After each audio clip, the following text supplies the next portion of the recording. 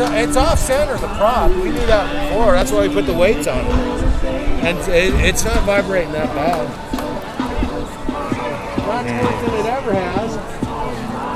And it's not even tied looser. I mean, that ain't something we need to take a look at. Make sure we have that system. Far out there.